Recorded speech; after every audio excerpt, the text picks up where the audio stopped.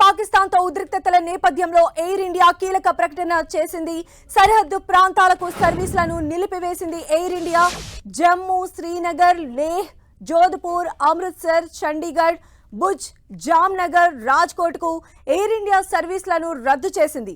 ఈ నెల 15 వరకు విమాన సర్వీసులను ఎయిర్ ఇండియా రద్దు చేసింది. దానికి సంబంధించిన బ్రేకింగ్ న్యూస్ మనం చూస్తూ ఉన్నాము.